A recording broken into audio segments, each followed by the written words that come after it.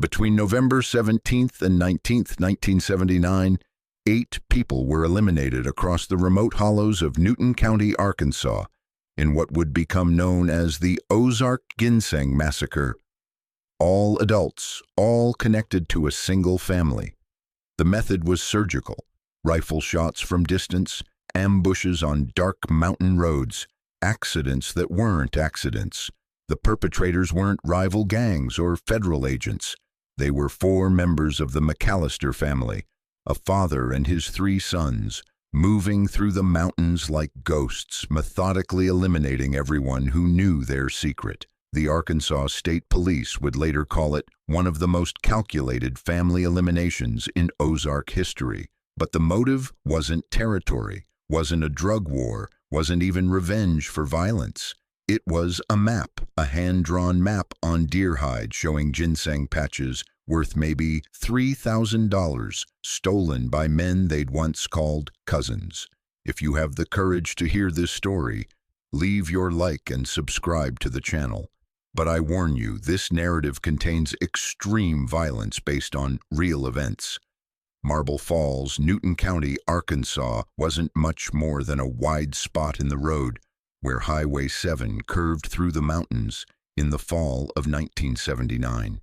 Population 412, scattered across 15 square miles of steep hollows and narrow ridges where the Boston Mountains gave way to dense forests of oak, hickory, and pine. The nearest real town, Jasper, the county seat, sat 18 miles north on roads that turned to mud when it rained and ice when winter came early. Most folks in Marble Falls had never been farther than Harrison, 40 miles west. November in the Ozarks meant temperatures dropping to 35 degrees at night, rising to maybe 55 degrees by afternoon. The air smelled like wood smoke from potbelly stoves, damp leaves rotting on the forest floor, and that particular sharp scent of approaching winter that people who live in the mountains learn to recognize. Mornings brought fog so thick you couldn't see 30 feet ahead on the road. The sound of the place was wind moving through bare branches, distant chainsaws, and every so often the rumble of a pickup truck grinding up some impossible grade in low gear. But 1979 was a hard year in the Arkansas Ozarks. The timber industry that had sustained these mountains for generations was changing. Small operations were being bought out by corporations. Family sawmills closed. Jobs disappeared. In Newton County, there wasn't much economy to speak of. Maybe tourism from folks coming to float the Buffalo River, maybe some cattle farming on the few flat pieces of land. For men who'd grown up believing that hard work in the woods guaranteed survival, watching opportunities vanish felt like a betrayal of everything they'd been promised. In places like Marble Falls, ginseng wasn't just a crop. It was the hidden economy, always had been. The wild root grew in these mountains, and buyers from Korea and China would pay top dollar, sometimes $300 per pound for quality dried root.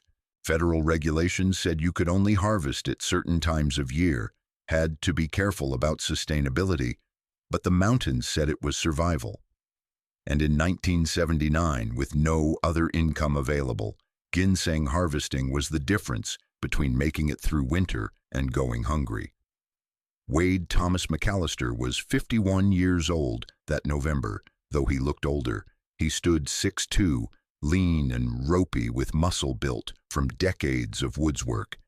His face was weathered like old leather, deep lines carved around his eyes from squinting into sun and wind. A scar ran along his right forearm, a souvenir from a chainsaw that kicked back in 1967. His hands were massive, knuckles swollen from old breaks that had never set quite right, calluses thick as boot leather. When he shook your hand, you felt the strength there, but also the damage.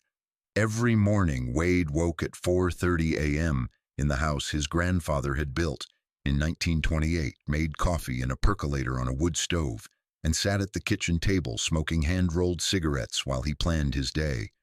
He didn't talk much in those early hours, just sat, smoked, drank coffee so strong it could strip paint, and thought. By 5:30, he'd be out the door, checking trap lines or heading into the woods, following trails only he and his sons knew. He'd married Sarah Louise Hendricks in 1950, right after he came home from Korea with nightmares he never talked about. They'd had 3 boys. Clayton was 27 now, back from Vietnam with his own demons. Jesse was 25, quieter than his older brother, but just as capable in the woods. Travis was 22, the youngest, still trying to figure out who he was beyond being Wade McCallister's son. Sarah was 49, her hands as work-worn as Wade's, her face still kind despite everything the mountains had demanded from her. What Wade valued most wasn't money. He'd never had much anyway. What he valued was legacy. His great-grandfather, Ezra McCallister, had discovered their main ginseng patch back in 1919, a honey hole deep in the woods where conditions were perfect, rich soil, right amount of shade, hidden in a hollow so remote that even other locals didn't know it existed. That patch had kept the McCallister family afloat through the Depression, through wars, through every economic catastrophe the 20th century had thrown at the mountains. The secret wasn't just where the patch was located, though that mattered. The real secret was mapped on a piece of deer hide, tanned and treated to last, with landmarks and distances marked in Ezra's careful hand. That map had passed from father to oldest son for 60 years. Ezra to Wade's grandfather, grandfather to Wade's father, father to Wade. And someday, Wade intended to pass it to Clayton. It wasn't just about ginseng. It was identity. It was the only thing of value the McCallister family had ever created, the only inheritance Wade could leave his children in a world where men like him had nothing else. In October 1979, that inheritance was stolen. The Decker clan had been Newton County fixtures for just as long as the McCallisters. The families were related somehow, 3rd or 4th cousins, the kind of relationship that meant something at reunions but didn't create any real bonds. Ray Decker was 46 that fall, shorter than Wade at 5'9", but built solid with a barrel chest and arms thick from years of manual labor. His beard had gone mostly gray, though his hair still held some of its original brown. He had a loud voice, the kind of man who could dominate a room, who always had an opinion and never hesitated to share it. Ray had struggled more than the McCallisters. 5 kids to feed, a wife whose health wasn't good, and a drinking problem that had cost him more than one job. By 1979, Ray was desperate. His 2 oldest sons, Bobby and Dale, both in their early 20s, were running with a rough crowd. Rumors of meth cooking back in the hollows, though nothing proven. His daughter had married a man from Harrison who didn't want anything to do with the Decker family. The younger kids needed shoes, needed food, needed things Ray couldn't provide.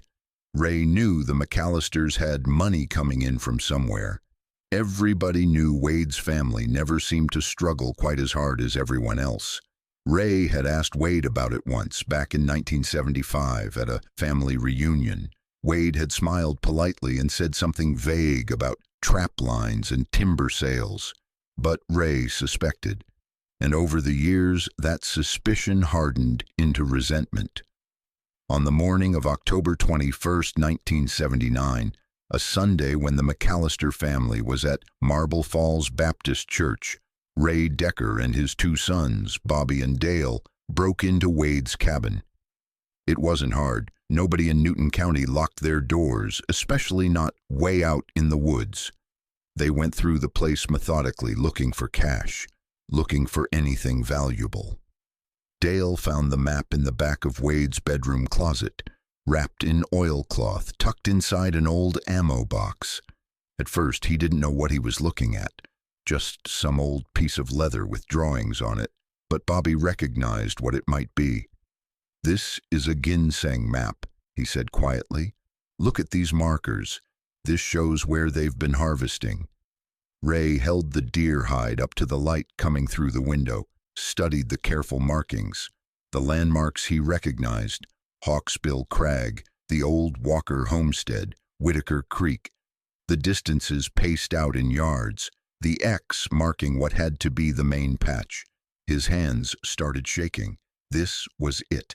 This was how the McCallisters had been surviving. This map represented years, maybe decades of harvesting, represented thousands of dollars in ginseng root just waiting to be dug.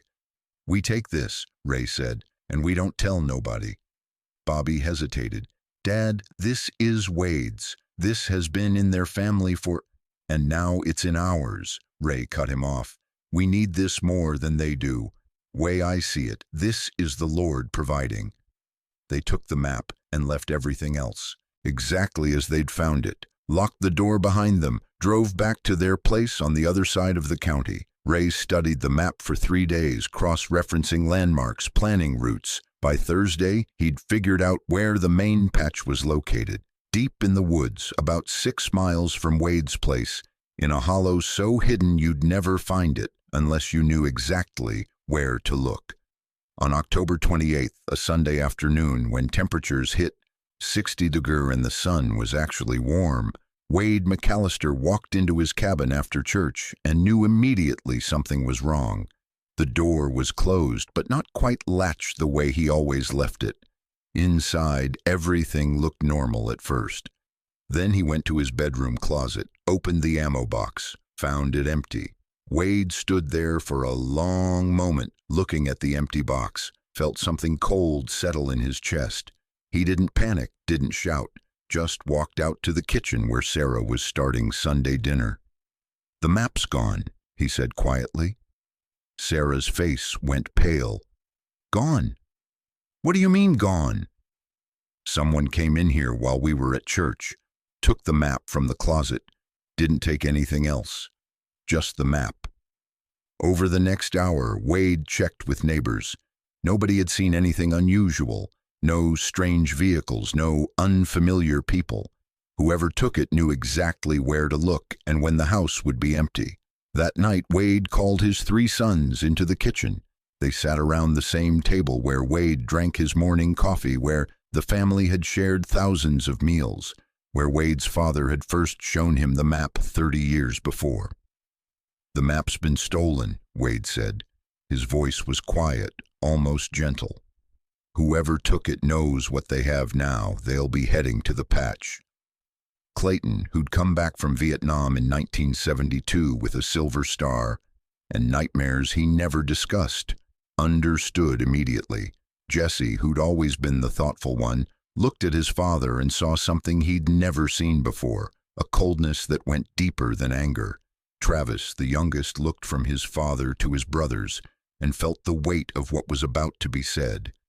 "Sheriff won't do nothing," Wade continued. "Can't prove who took it, can't prove it was even worth anything. To the law, it's just an old piece of leather. But to us—" He stopped, gathering himself. "To us, it's everything. It's 60 years of our family's survival. It's the only inheritance I have to pass to you boys." The words hung in the air like smoke. Sarah stood in the doorway, arms crossed, face unreadable. She didn't speak, didn't need to. Everyone in that kitchen understood what Wade was saying. "Who do you think took it?" Clayton asked. Wade was quiet for a moment. "Only a few people knew we had it. Fewer still would know what it was. My guess? Ray Decker. He's asked me about ginseng before. He's desperate enough. And he's got those boys of his who'd help." "What do you want to do?" Jesse asked, though he already knew the answer. Wade looked at each of his sons in turn, then at Sarah, then out the window at the mountains that had sustained his family for 4 generations. "We find out who took it, and we make sure they understand there's consequences for stealing what's ours." What Wade McCallister didn't know, what none of them could have known as they sat in that kitchen making plans, was that protecting their legacy would mean losing 8 lives. That the map they would take such extreme measures to protect would end up buried in evidence lockers. That the ginseng patch marked on that deer hide would go unharvested for decades, the plants dying back, the forest reclaiming what had once been carefully tended ground. Over the next 2 weeks, Wade did his research. Quiet research, the kind mountain people excel at. He learned that Ray Decker had been asking questions around town. Casual questions about ginseng buyers, about prices, about the best time to harvest. He learned that Ray's sons, Bobby and Dale, had been seen heading into the woods with digging tools and burlap sacks. He learned that Ray had suddenly paid off a 2-month tab at the general store in Jasper, paid in cash. By mid-November, Wade knew for certain. The Deckers had his map. They were using it. They'd already harvested from the patch, not all of it, but enough to make some money, enough to prove the map was valuable, enough to dilute the worth of the only asset the McCallister family possessed. On November 15, 1979, a Thursday evening when the temperature dropped to 38 and frost formed on the windows of the McCallister house, Wade called his 3 sons into the kitchen again. Sarah stayed in the bedroom this time. She knew what was coming and wanted no part of the knowledge. "They took what's ours," Wade said. His voice was quiet, almost gentle. "All of them. Ray and his boys. They've been harvesting our patch for 2 weeks now. They know our secret." Clayton, who'd seen things in Vietnam that had taught him the cost of violence, understood the implications. "How many?" 8 people know about that map now," Wade said. "Ray showed it to his whole family, Bobby, Dale, the younger boys Tommy and Earl. His wife Mary knew, even told his daughter's husband Jack Pruitt. And old Curtis Miller, Ray's been bragging to him at the feed store. 8 people, 8 lives between the McCallister family and the preservation of their secret. There's no law that can fix this," Wade continued. "No court that can give us back what was stolen. The map is already out there. The only way to protect what's ours is to make sure nobody remembers where that patch is but us." The words hung in the air like smoke. Travis spoke first, his voice uncertain. "All of them? Even Mary? Even the younger ones?" Wade nodded slowly. "Everyone who knows. Man, woman, doesn't matter. They stole from us. They used what wasn't theirs. And now," he stopped, "now we do what has to be done." The 4 McCallister men sat in silence as night fell over the mountains. As the temperature dropped toward freezing, as the old house creaked and settled around them, they were making a decision that would end 8 lives and destroy their own. They were crossing a line that existed not in law but in something older, the code that mountain people had lived by for generations, the code that said a man protects what's his, no matter the cost.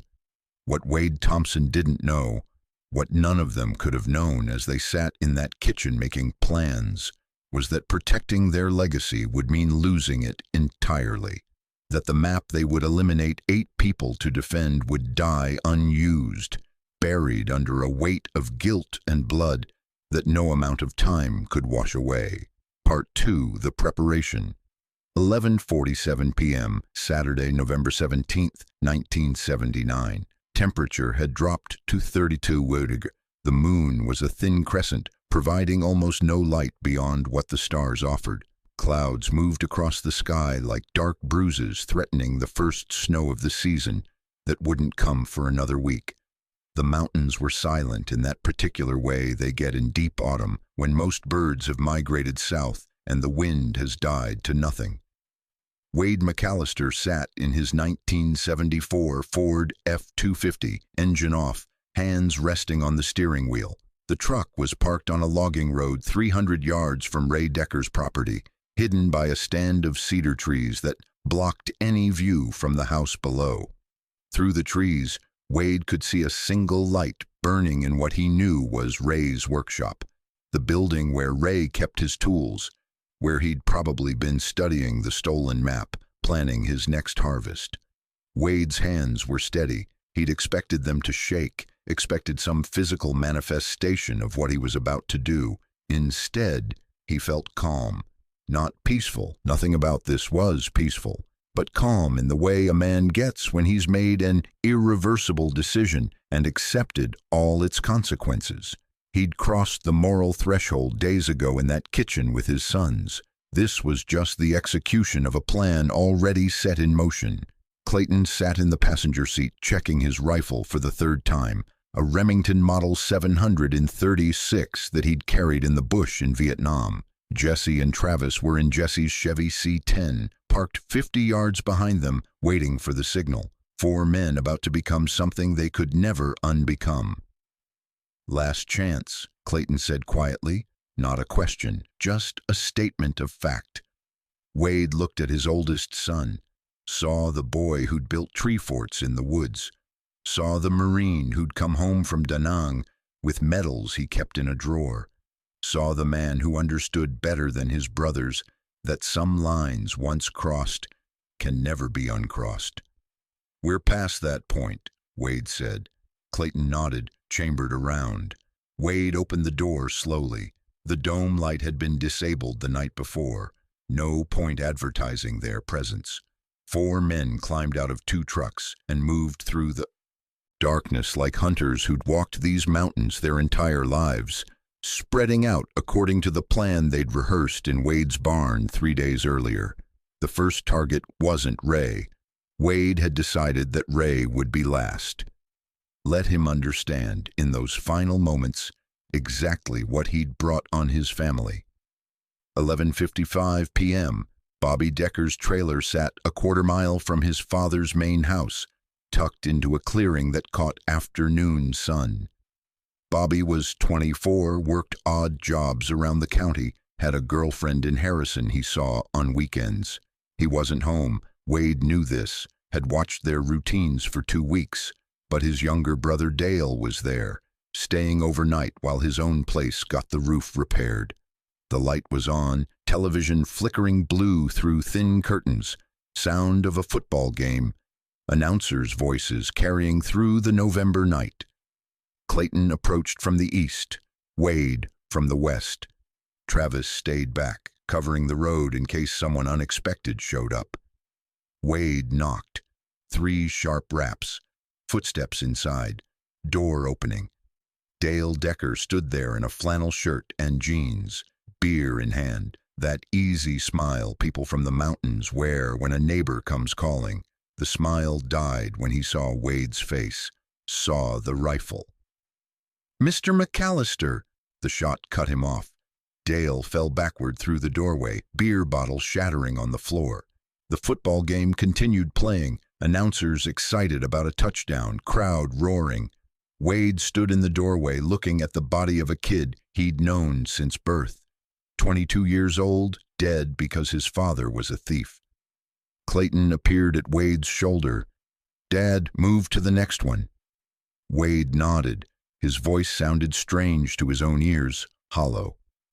They left Dale Decker lying in his brother's trailer, surrounded by empty beer bottles and the sound of college football, and disappeared back into the darkness.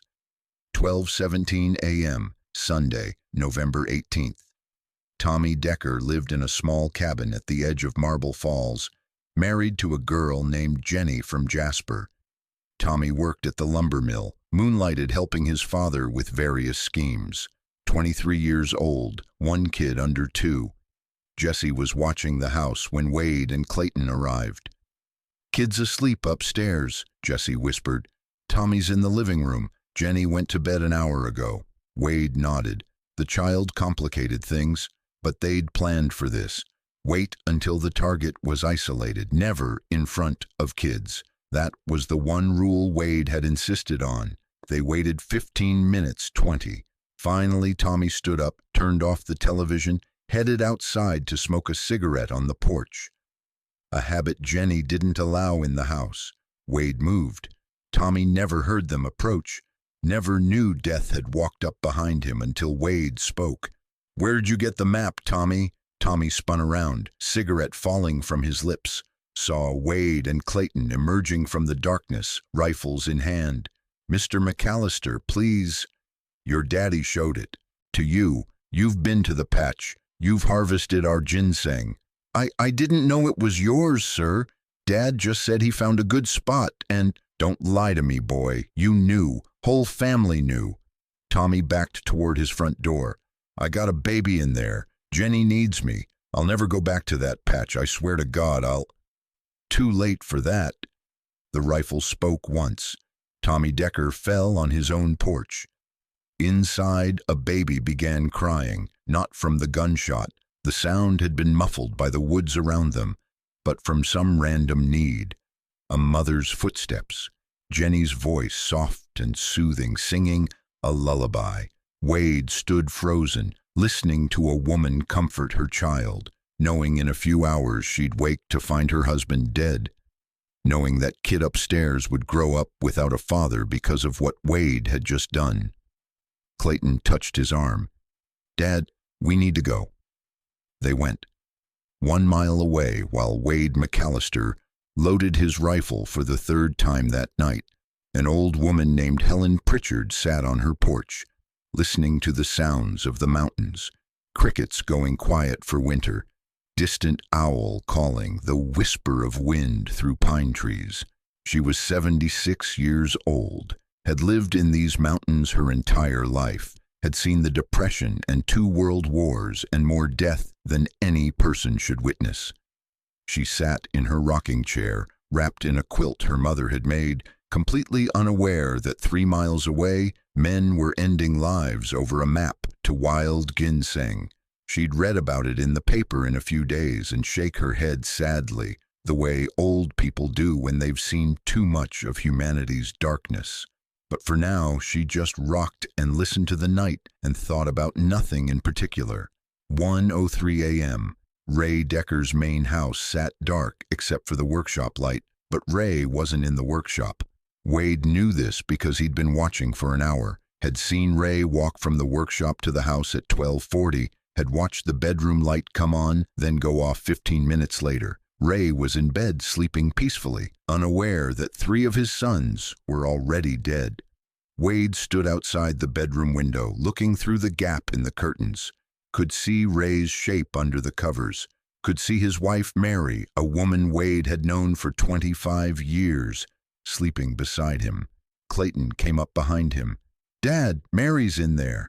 I know. We don't hurt women. That's the rule. I know, Wade repeated. They waited an hour, Wade's legs aching from standing still, Clayton shifting his weight, uncomfortable. Finally, at 2:15 a.m., Ray got up. Bathroom trip, didn't turn on the light, knew his house well enough to navigate in darkness. Wade entered through the back door, moved through the kitchen he'd sat in a dozen times, shared meals, told stories, talked hunting with a man he'd called cousin. The bathroom door opened. Ray stepped out, saw Wade standing in his hallway, rifle in hand. For a long moment, neither man spoke, just looked at each other in the darkness. 2 men who'd known each other 40 years, who'd grown up in the same mountains, who'd shared blood, if not friendship. Wade, Ray's voice was barely a whisper. Ray, the boys? Ray's face crumpled. You all ready? Dale, Tommy, and Bobby all gone. Ray's knees buckled. He grabbed the wall for support. My sons. You ended my sons. You took what was mine. It was just a map, Wade, just a piece of leather with some marks on it. It wasn't just a map. Wade's voice was cold as mountain stone. It was 60 years of my family's legacy. It was the only thing of value I had to pass to my sons. And you stole it, used it, taught it to people who had no right to know. Ray started to say something, stopped, looked at the rifle, looked at Wade's face, saw something there that killed hope. Mary's asleep upstairs, Ray said quietly. She doesn't know anything. She's innocent in this. I'm not here for Mary. Then make it quick. Don't make her find me like... His voice broke. Where's the map now? Ray closed his eyes. Workshop, hidden in the false bottom of my toolbox. Wade nodded. Anything else you want to say? Ray looked at him, really looked. And in that moment, Wade saw his cousin understand the magnitude of what he'd done, saw him understand that stealing the map hadn't just been theft. It had been betrayal of something deeper than property or business. It had been the destruction of trust, of family bonds, of the unspoken codes that held mountain communities together. "I'm sorry," Ray said. "For what it's worth, Wade, I'm sorry. Times were hard and I got desperate and I made a choice I can't undo." "We all make choices," Wade said. "Now we live with them. Or die with them?" "Or die with them," Wade agreed. They stood there in Ray Decker's hallway, two men who'd shared mountains and memories and years of their lives, about to end their connection in the only way left. "You going to burn for this?" Ray said. "Prison or hell, you're going to burn." "I know." "Was it worth it?" Wade didn't answer, couldn't answer, didn't know if protecting a map by taking 8 lives could ever be justified, even in the harsh logic of mountain justice. Ray saw the uncertainty, almost smiled. "You don't know, do you? You've come this far and you don't even know if it's worth it." The rifle rose. Ray didn't try to run, didn't beg, just stood there accepting what was coming. "Tell Mary I'm sorry," Ray said. Wade pulled the trigger. Ray Decker fell in the hallway of his own home, where he'd raised 5 children, where he'd lived for 30 years, fell and didn't move again. Wade stood over the body of his cousin, waiting for emotion, for satisfaction or regret or anything human, felt only a vast emptiness, like something essential had been hollowed out of his chest and replaced with cold air. Upstairs, Mary Decker slept on, unaware that she'd just become a widow, that 3 of her sons were dead, that her world had ended, while she dreamed. Wade turned and walked out of the house, leaving the door open behind him. Let her find him in the morning. Let her know. Let her grieve. 4 down. 4 to go. 2:47 a.m. Earl Decker, the youngest of Ray's sons, at 19, lived in a converted garage behind his girlfriend's parents' house on the outskirts of Jasper. Earl worked at the Sonic Drive-In, was saving money for a used truck, had dreams of maybe joining the army like his uncle had. He wasn't particularly involved in his father's schemes, too young, too naive to understand the weight of what had been stolen. Jesse took this one. Wade stayed back, watching. Let his son handle it. Let him fully understand what they were becoming. The garage had 1 room, a bed, a hot plate, posters of Farrah Fawcett and the Dallas Cowboys on the walls. Earl was asleep when Jesse kicked the door open. He woke fast, mountain boy reflexes. "Mr. McCallister." Earl blinked, confused, still half in a dream. Then he saw the rifle. Sleep vanished, replaced by pure terror. "Your daddy showed you the map," Jesse said. Not a question. Earl sat up slowly, hands raised. "Sir, don't lie. You went to the patch with your brothers. You harvested our ginseng." Earl's voice cracked. "I just went along. I didn't know it was stolen. Dad said he found it fair and square in the woods. Said somebody must have dropped it." "And you believed that?" Earl looked at Jesse, this man he'd known his whole life. Jesse McCallister, who'd helped Earl's older brother fix his truck 2 summers ago, who'd always been kind, always been quiet and thoughtful. "Please," Earl whispered, "I'm 19. I didn't know. I swear to God I didn't know." Jesse hesitated, his finger on the trigger but not pulling, seeing a kid barely younger than his own brother Travis, a kid who worked at Sonic, who had Farrah Fawcett posters, who probably didn't deserve this. "Jesse," Wade's voice came from the doorway, "it has to be done." "He's just a kid, Dad." "So was Travis when we started this. Age doesn't matter. He knows." Jesse looked back at Earl, saw tears running down the kid's face. "I got a girlfriend," Earl said desperately. "Lisa, we're talking about getting married next year. I'm going to join the army, get out of these mountains, make something of myself. Please don't." The rifle spoke. Earl Decker fell back onto his bed, Farrah Fawcett smiling down from the poster above him.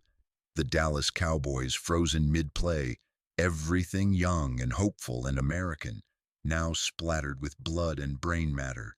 Jesse stood there, rifle smoking, looking at what he'd done. Threw up in the corner, couldn't help it. Everything he'd held inside since Dale came pouring out. Wade put a hand on his son's shoulder. It's almost over. Is it? Jesse wiped his mouth. Does this ever end, Dad? Can we ever be normal again after this? Wade didn't answer, couldn't answer. They both knew the truth. 3:20 a.m. Jack Pruitt, Ray Decker's son-in-law, lived in a double-wide trailer 8 miles from Marble Falls, just across the county line in Searcy County. Jack was married to Ray's daughter Susan, had 2 kids under 5, worked construction when he could find it. 30 years old, trying to support a family in mountains that didn't offer much opportunity. Wade pulled his truck onto the shoulder of Highway 7, half a mile from Jack's trailer, sat there, engine idling, watching the dark shape of the mobile home against darker mountains. Clayton sat beside him. We doing this? Has to be done. He's not even a Decker by blood, Dad. Just married into the family. He knows the map. Ray showed him. That makes him a target. Clayton stared at his father. His wife, Susan. She's going to wake up without a husband. Those kids... I know what they're going to wake up to, Wade said. His voice was flat, emotionless. We do what needs doing. They drove slowly toward the trailer, lights off, engine barely audible. When they were 200 yards away, Wade saw Jack step out onto the porch, cigarette in hand. Alone. Susan must be sleeping. Wade parked. They approached on foot, using the tree line for cover. Jack didn't see them until they were 20 feet away. Didn't have time to run. Didn't have time to shout. Mr. McCallister, Jack's voice cracked. What are you? Your father-in-law stole from me, Jack. You know that? Jack's face went pale in the starlight. I swear I didn't know it was your map. Ray just said he'd found a good ginseng spot, asked if I wanted in on the harvest. You knew, Wade said flatly. You've been to my place. You've seen me head into those woods. You knew his new spot was too good to be accidental. Jack dropped the cigarette, hands shaking. Okay, yeah, I suspected. But I didn't think, it's just ginseng. People share patches all the time. Not this one. Jack looked past Wade, saw Clayton in the shadows, saw Travis emerging from the other side with his rifle. Understood with terrible clarity what was happening. Please, Jesus Christ, please, Susan's pregnant, 4 months. We just found out last week. We haven't even told Ray yet. He stopped, realizing. Ray, you already... Ray and all his boys, you're the last one who knows. Jack's knees buckled. He grabbed the porch railing for support. You killed Ray. You killed Bobby and Dale and... His voice rose. They're all dead? Everyone who knew about that map. I got kids in there, Jack said desperately. 2 babies and another on the way. Susan can't raise them alone. We got no money, no family nearby. Should have thought about that before you became a thief. I didn't steal nothing. Ray gave me a cut for helping harvest. I didn't break into your place. I didn't take the map. But you benefited from it, Wade interrupted. You took money that came from our ginseng. You knew it was wrong and you did it anyway. Jack backed toward his door. You're going to kill me in front of my pregnant wife? In front of my kids? That's who you are now? Wade raised the rifle. Go inside. Tell her you're going to check something. Meet me behind the trailer in 5 minutes. Jack stared at him, not understanding. Do it, Wade said, or I end you right here on your porch and Susan finds you in the morning. Jack stumbled inside. Wade heard his voice, muffled through the walls. Honey, I got to check something with the truck. Go back to sleep. Susan's sleepy reply. It's 3 in the morning. Just take a minute. Love you. Wade and Clayton moved to the back of the trailer. Waited. Jack came around the corner, shaking like a leaf in a storm. "Thank you," Jack whispered. "Thank you for not—" Wade shot him, one quick shot. Jack fell into the tall grass behind his trailer, out of sight from the windows. Inside, Susan called out, "Jack, what was that noise?" Wade and Clayton were already gone, disappearing into the tree line, leaving Jack Pruitt bleeding out in his backyard, while his pregnant wife called his name. The sky was beginning to lighten. False dawn, the hour before true sunrise, when the world turns from black to dark blue. In 90 minutes, the sun would rise over the Boston mountains. People would wake to coffee and breakfast. Children would get ready for school. The normal machinery of daily life would continue, completely unaware that 7 people had died in the darkness. Wade sat in his truck, hands on the steering wheel, staring at nothing. Clayton, Jesse, and Travis sat silent. All of them changed. All of them carrying weight they'd carry forever. "One left," Clayton said quietly. Wade nodded. Curtis Miller, 72 years old, Ray Decker's best friend since childhood, ran the feed store in Jasper, knew every detail of the map because Ray had shown it to him, bragging about his find. "Dad," Travis said, voice small, "Curtis is old. He's not a threat. He probably won't even remember. He knows." Wade cut him off. "That's enough." 4:15 a.m. Curtis Miller's house sat at the end of a gravel road so rough it barely qualified as a road at all, more like a suggestion of where vehicles might travel if they were desperate enough. Curtis lived alone, had since his wife died in 1976. No kids, no close family, just an old man living out his final years in mountains he'd never left. Wade approached the house alone, left his sons in the truck. This one was personal. Curtis had been at Wade's table, had shared meals, had been shown hospitality, and Curtis had kept Ray's secret, had even helped him plan which buyers to contact for the ginseng. The door was unlocked. Mountain people rarely lock doors. Wade pushed it open, stepped inside. Smell of tobacco and wood smoke and old man, that particular combination of coffee and time that comes with age. Curtis sat in a rocking chair facing the door, shotgun across his lap like he'd been waiting. "Wade McCallister," Curtis said. His voice was calm. "Figured you'd get here eventually." "You figured right. How many dead?" 7 so far." Curtis nodded slowly. "All Ray's people. Everyone who knows. That include me." Wade didn't answer, didn't need to. Curtis looked at the shotgun in his lap, looked at Wade's rifle, calculated odds and found them wanting. "I'm 72 years old, Wade. Half blind in my left eye. Arthritis so bad I can barely work my register anymore. You really think I'm a threat to your legacy? You know where the patch is. That makes you a threat. I could forget it? Could you?" Curtis smiled sadly. "No, I suppose I couldn't. Once something's in your head, it's there forever."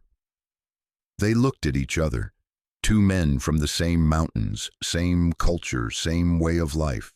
Different generations, but same blood, same understanding of how things worked up here. "I won't beg," Curtis said. "I'm too old for that, too tired. But I'll tell you true, I didn't know Ray stole it. He told me he'd found it, said some old-timer must have dropped it years back and he just got lucky. I believed him because I wanted to believe him, because I was proud of the old bastard for finding something that good." "You should have known better." "Yeah, I should have." Curtis set the shotgun aside, gesture of surrender. "Make it quick, Wade. I'd appreciate that courtesy." Wade raised his rifle, looked at an old man who'd made a mistake, who'd trusted the wrong person, who was about to pay with his life for someone else's theft. "Any family that needs knowing?" Wade asked. "No one left. I'm the last of my line." Wade nodded, aimed.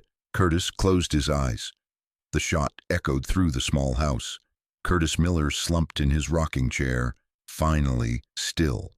Wade stood there, looking at the 8th body, the 8th life taken. felt the weight of it settle over him like a physical thing, pressing down on his shoulders, his chest, making it hard to breathe. He walked out of the house into the pre-dawn darkness. Clayton, Jesse, and Travis were waiting by the truck. "It's done," Wade said. "All of them?" Travis asked. "All who needed doing." They stood there in the mountain darkness. 4 men who'd crossed a line that could never be uncrossed, who'd protected a legacy by destroying everything else, who'd chosen blood over mercy and would pay for that choice for the rest of their lives. The sky continued to lighten. Birds began their morning songs, cardinals first, then jays, then the crows. Somewhere in Marble Falls, someone was waking up, starting coffee, preparing for another normal day. But for the McCallister family, normal was gone forever. They'd burned it to ash and scattered it across these mountains along with 8 bodies and any chance of redemption.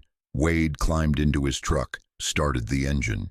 They drove home through the breaking dawn, past hollows and ridges that had known their families for generations, past churches where their names were carved on cemetery stones, past land that would remember this night long after they were gone.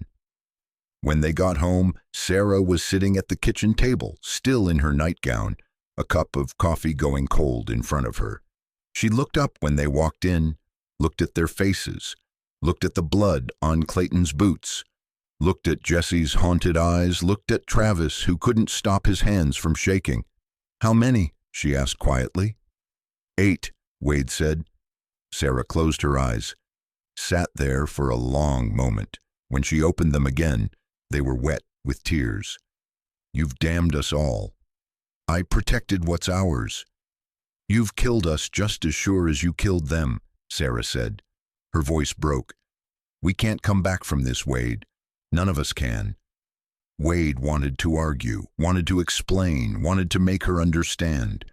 But looking at his wife's face, at his sons standing there covered in the weight of what they'd done, he knew she was right.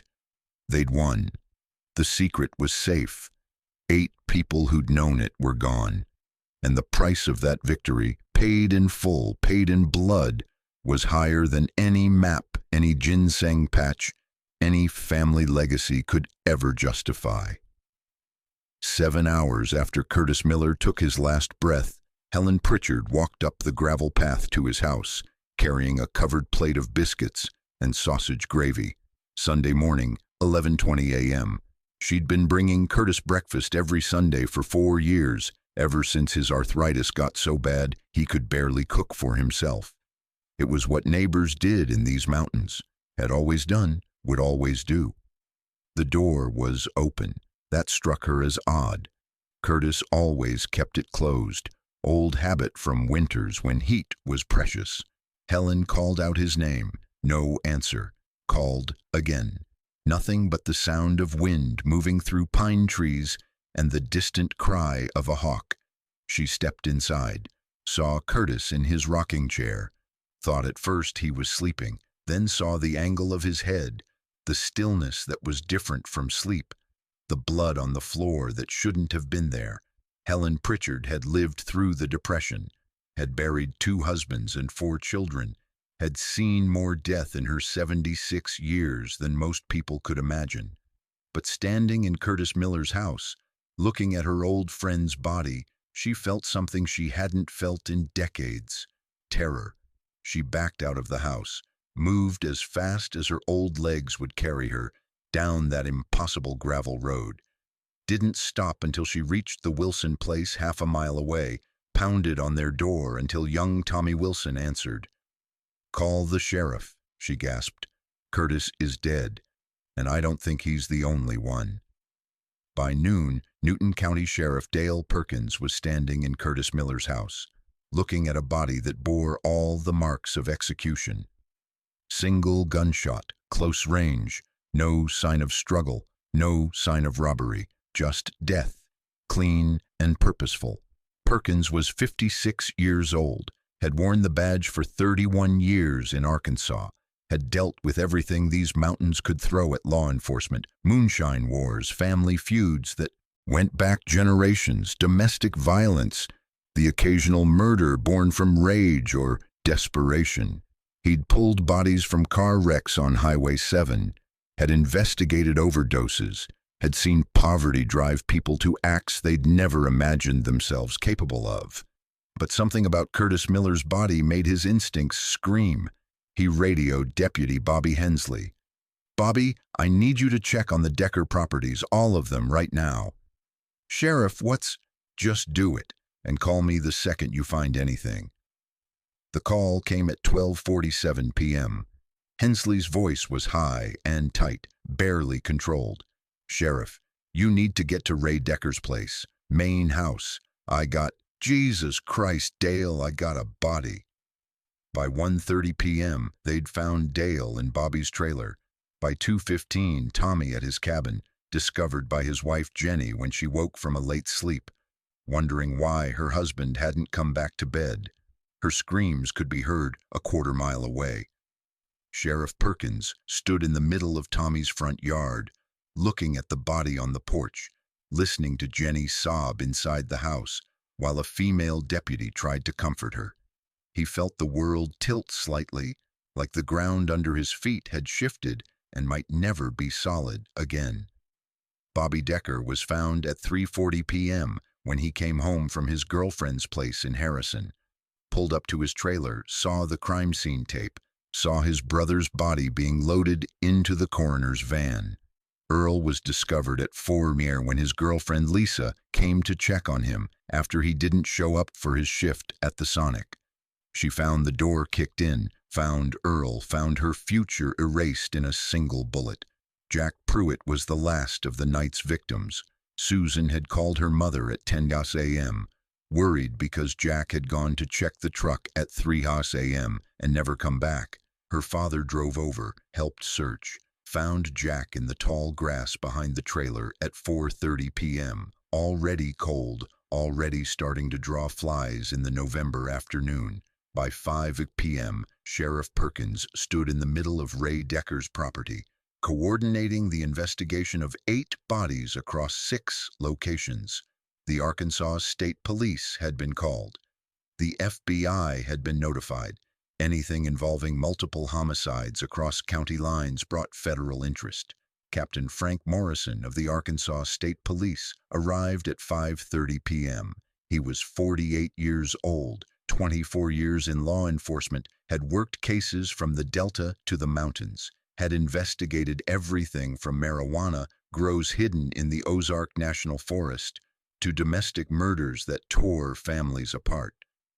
He stood in Ray Decker's yard and felt something cold settle in his gut. "This wasn't random," Morrison said to Perkins. "This wasn't a robbery gone wrong. This was systematic, methodical." "Every victim connected to Ray Decker," Perkins said, pulling out his notebook. His handwriting was shaky. "His 4 sons, his son-in-law, and his best friend, all shot within approximately 6 hours, all between 11 p.m. Saturday and 5 a.m. Sunday." Morrison nodded slowly. "So someone went through and eliminated an entire family network in one night. That takes planning, organization, knowledge of where everyone would be." "There's more," Perkins said. He handed Morrison a statement.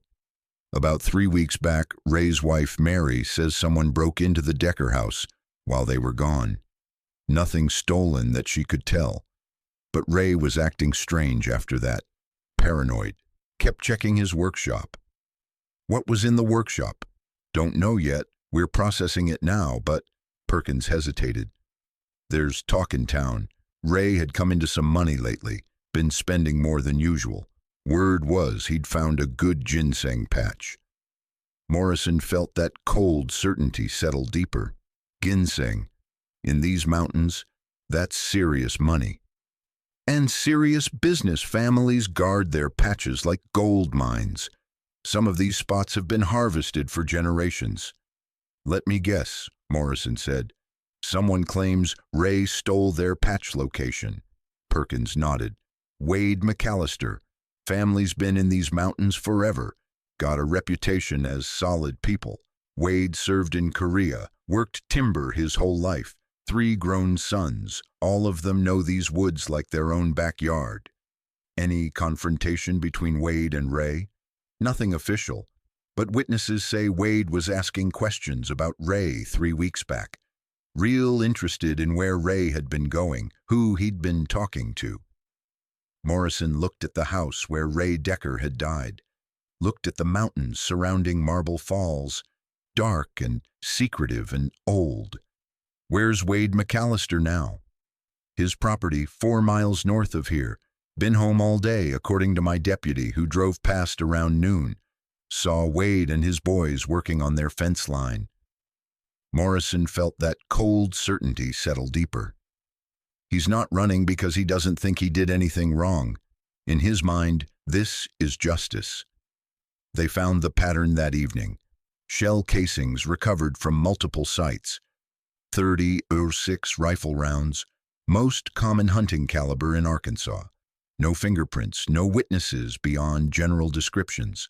Multiple men, voices in the darkness. But it was the motive that crystallized everything. Deputy Hensley found the connection while going through Ray's workshop.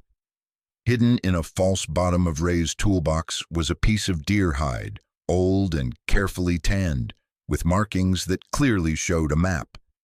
Landmarks, distances, and X marking what appeared to be a ginseng patch. "Sheriff," Hensley called out, "I think I've found what this was all about."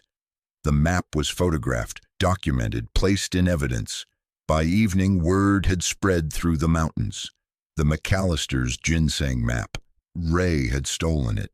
Wade had taken it back with blood. At that moment, while Sheriff Perkins examined the deer hide map under the harsh lights of the evidence room, Wade McCallister sat on his front porch, watching the November sun set over mountains. His family had called home for 4 generations. Sarah came out, stood beside him, didn't touch him, couldn't bring herself to. "They'll come for you," she said quietly. "I know." Was it worth it? Wade looked at the map, now recovered from Ray's workshop, sitting on the table beside him. 60 years of family knowledge, his great-grandfather's careful work, the legacy he'd killed 8 people to protect. "Ask me when I'm in prison," he said. Sarah went back inside. Wade sat alone as darkness fell, knowing that tomorrow or the next day the law would arrive, knowing that he'd traded his freedom, probably his life, for a piece of leather and the principle that a man protects what's his. The mountains didn't care. They'd seen this before, would see it again. The old codes running deeper than any law written in Little Rock or Washington. At 6 a.m. on Tuesday, November 20th, 8 officers approached the McCallister property. 3 marked vehicles, 2 state police cars, body armor under their jackets, hands near their weapons. Captain Morrison had warned them, the McCallister family is armed, trained, and has already demonstrated willingness to use lethal force. Expect resistance. What they found was Wade McCallister sitting on his front porch, unarmed, hands visible on his knees. His 3 sons, Clayton, Jesse, and Travis, standing behind him, also unarmed, also calm, no sign of weapons anywhere. Sheriff Perkins got out of his vehicle first, walked slowly up the dirt path to the porch where he'd sometimes seen Wade, splitting wood or working on his truck. "Wade," Sheriff Perkins, "I expect you know why we're here." "I do." "You want to make this hard?" "No, sir. We did what we did. Now we'll face what comes." Wade stood slowly, turned around, put his hands behind his back. Perkins put the cuffs on personally. Clayton, Jesse, and Travis filed out next, all of them surrendering without resistance. No drama, no final standoff. Just 4 men who'd crossed a line and now had to pay the price. As Perkins walked Wade to the patrol car, he couldn't help but ask the question that had been eating at him since Sunday. Was it worth it, Wade? 8 lives for a map? Wade looked at his house, the place his grandfather had built in 1928. where he'd raised his sons, where 4 generations had lived, looked at his boys being loaded into separate cars, looked at the November sun rising over mountains that had sustained his family since the 1800s. "Ask me in 20 years," he said. By Tuesday afternoon, all 4 McCallister men sat in holding cells at the Newton County Jail in Jasper. The charges, 8 counts of first-degree murder. If convicted, they'd spend the rest of their lives in prison. Arkansas had the death penalty, and these were aggravating circumstances. Multiple victims, premeditation, execution-style killings. But the question that haunted Sheriff Perkins, that haunted Captain Morrison, that haunted every person in Newton County who'd heard the story was simple and terrible. Had Wade McCallister done the right thing? Was he a desperate father protecting his family's only asset in mountains that offered no other options? Or was he a mass murderer who dressed up his crimes in the language of honor and tradition? The community split down the middle. Half mourned the Decker family, demanded justice, wanted Wade McCallister to pay with his life. The other half understood, even if they couldn't condone, understood that in these mountains, where the law had always been distant and unreliable, people handled their own problems. At Marble Falls Baptist Church, Reverend James Patterson struggled through the funeral service for the Deckers. 8 caskets, 4 brothers, a son-in-law, their father, and 2 family friends. The church was packed, more people than had attended in years, all seeking answers the Reverend couldn't provide.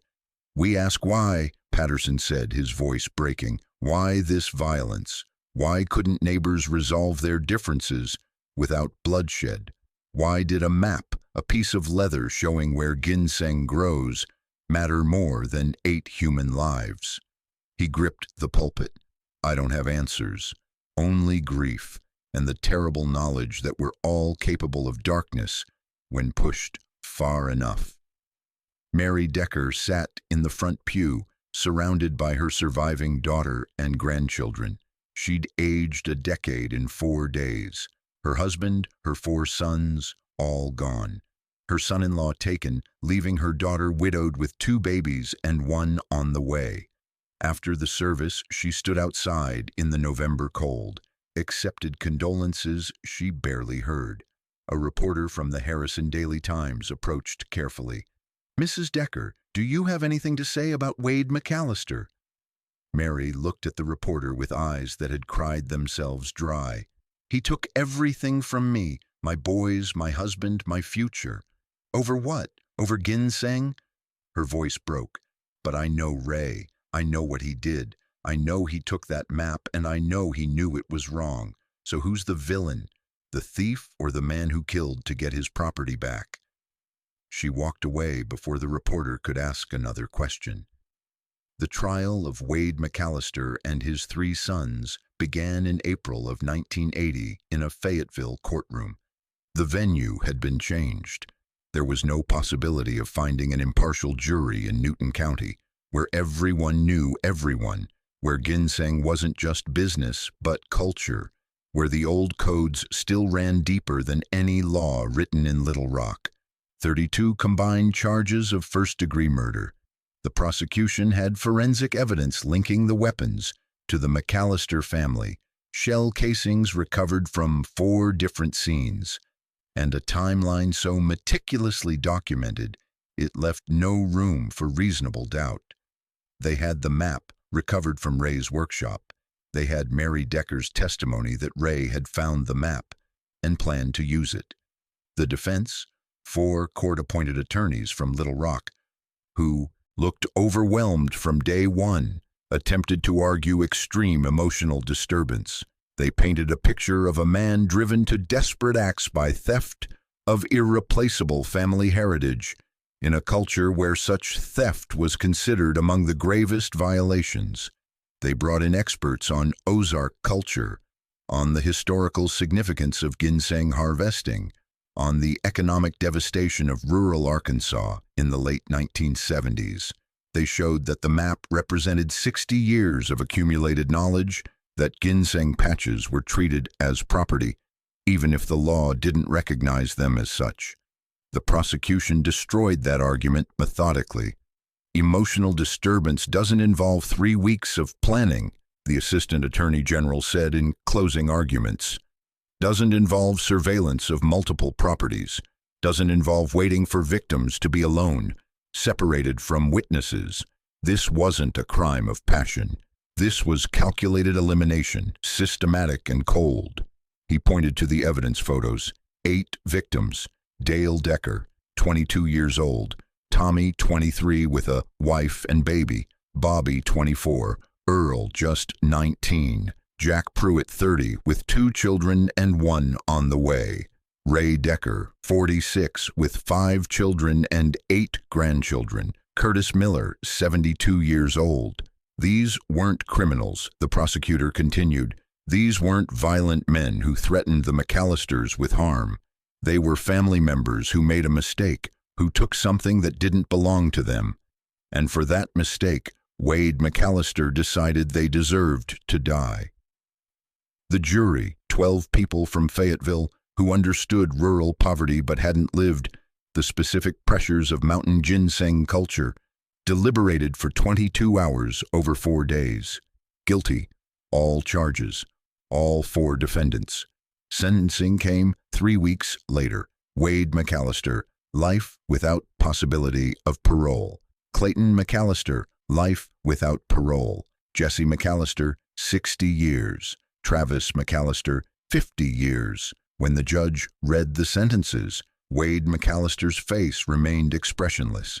No tears, no shock, no protest, just a slight nod, as if he'd known from the moment he pulled that first trigger that this was exactly where the path would lead.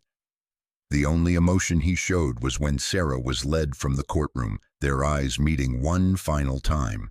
A flicker of something, regret, love, sorrow, crossed his face.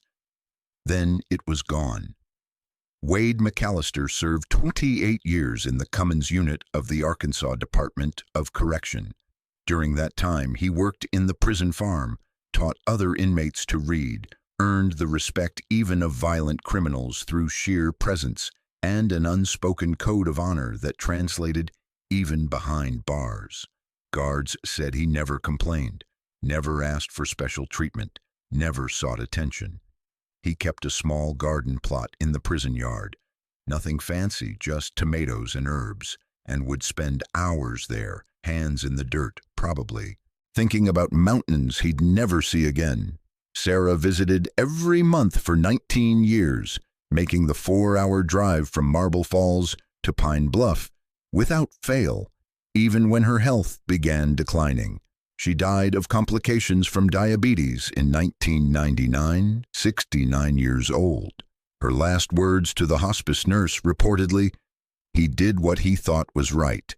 That's all any of us can do."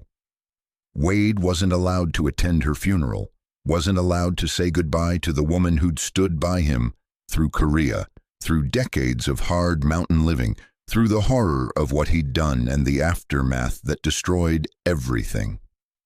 On March 15, 2007, at 78 years old, Wade McCallister died of a massive stroke in the prison infirmary.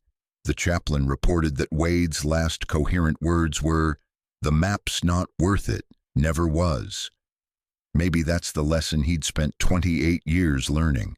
Or maybe it was just the morphine talking, the mind trying to make peace in those final moments. He was buried in the prison cemetery under a simple stone marker, Wade T. McCallister, 1928-2007.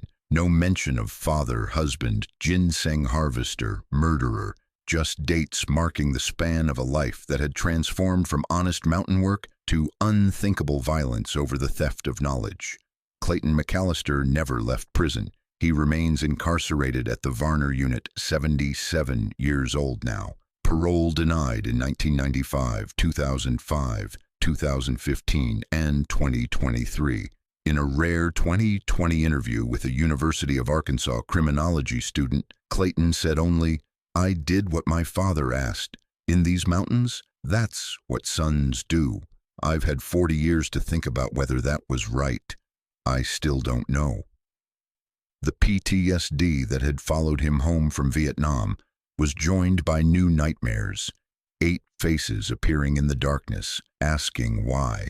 Jesse McCallister was paroled in 2018 after 38 years. He's 69 now, lives in a small apartment in Fayetteville, works part-time at a library, never married, never had children, rarely speaks about that November weekend.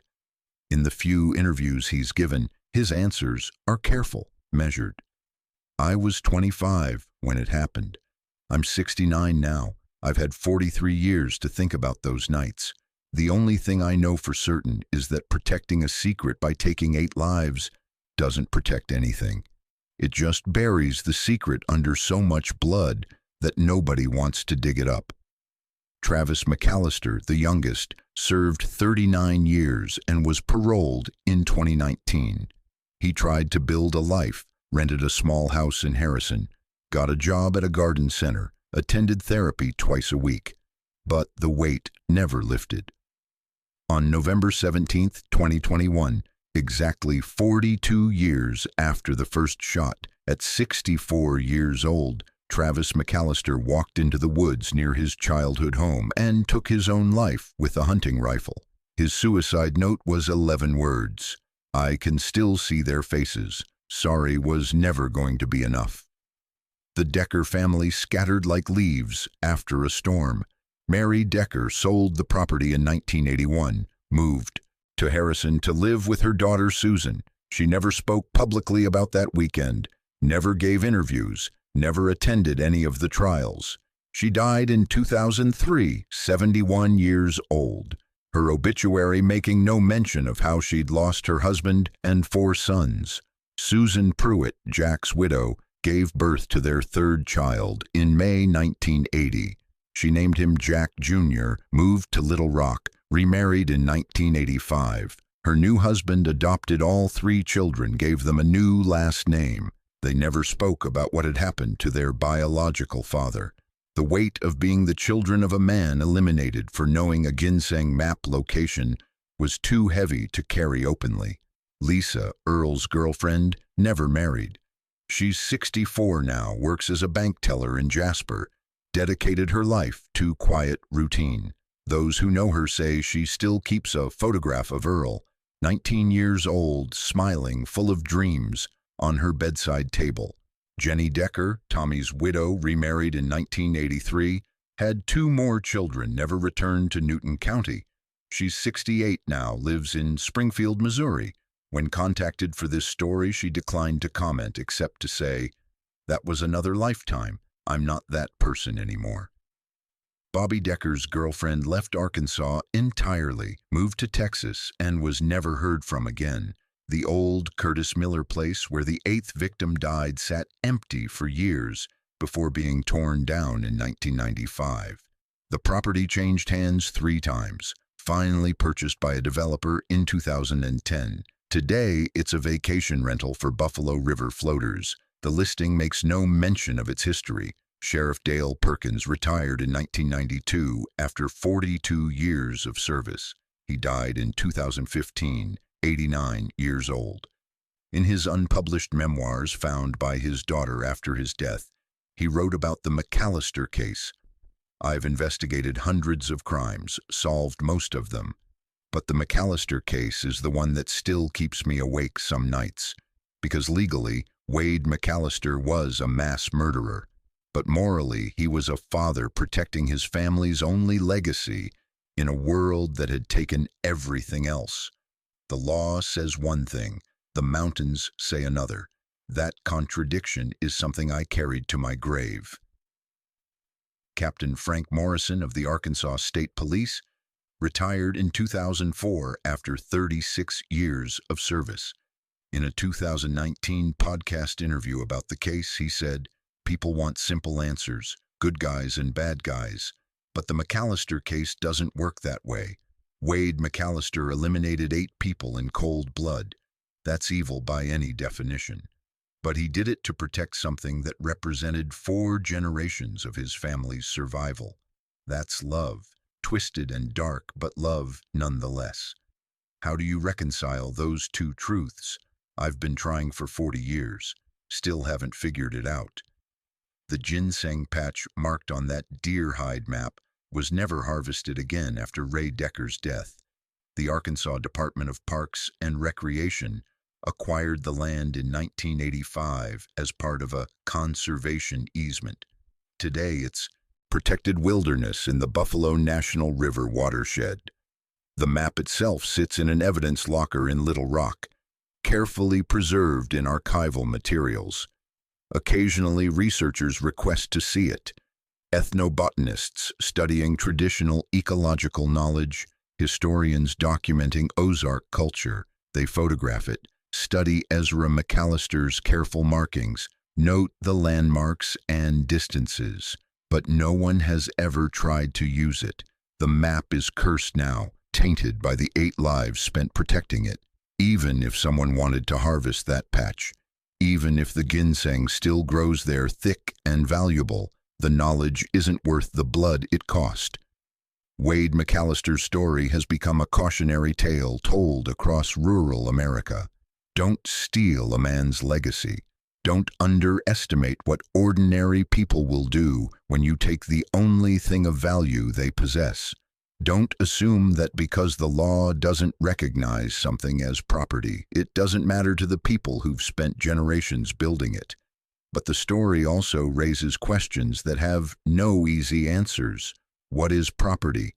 The law says it's real estate, tangible goods, things you can touch and measure. But to the McCallisters, that map was property, intellectual property, generational knowledge, the accumulated wisdom of 60 years of careful observation. When someone steals that kind of property, what recourse do you have?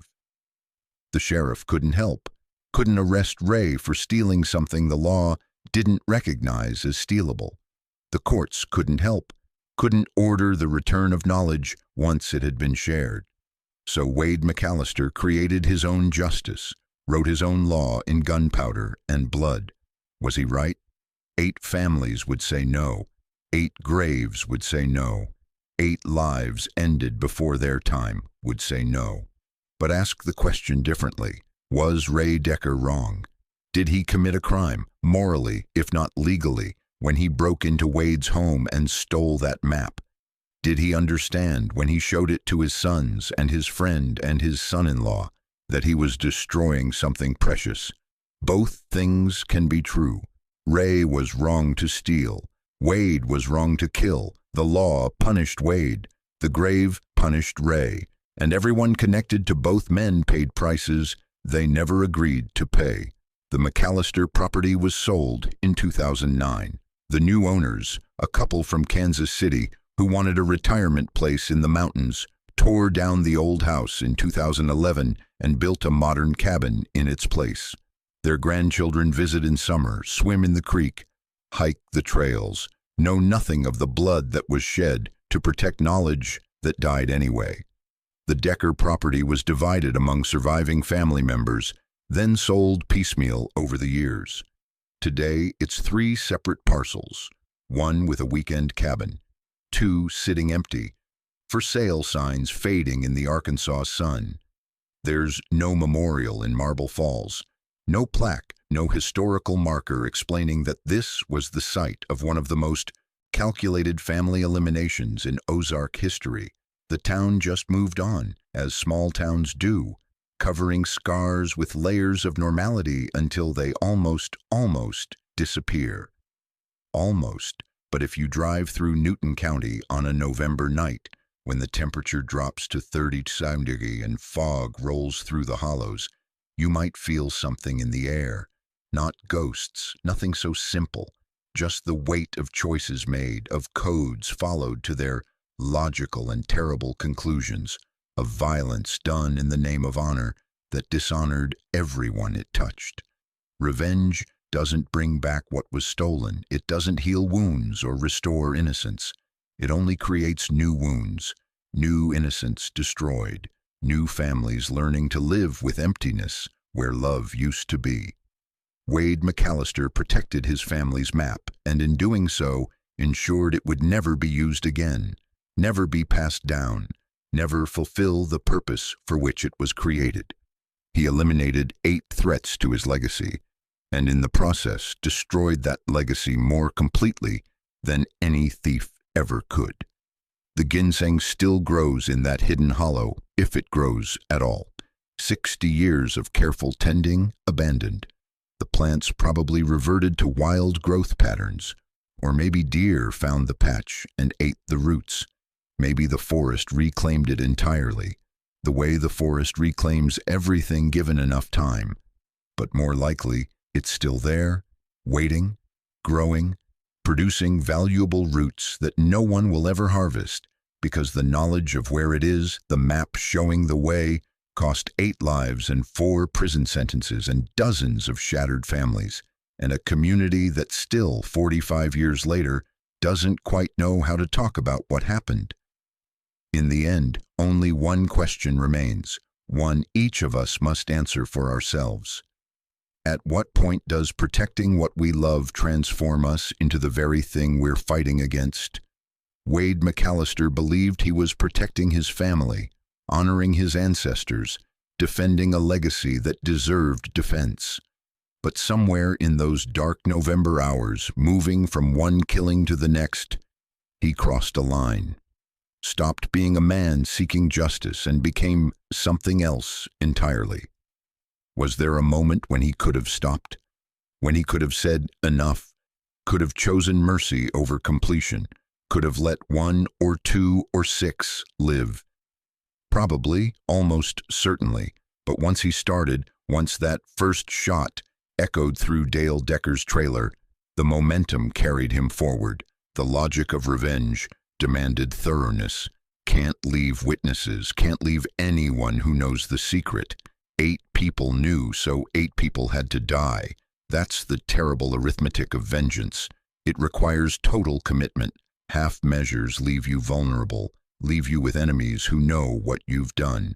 So you go all the way or you don't go at all. Wade McCallister went all the way, and it cost him everything. If this story made you think about justice, legacy, and the price we pay when systems fail and old codes collide with modern law, leave your like and share this video.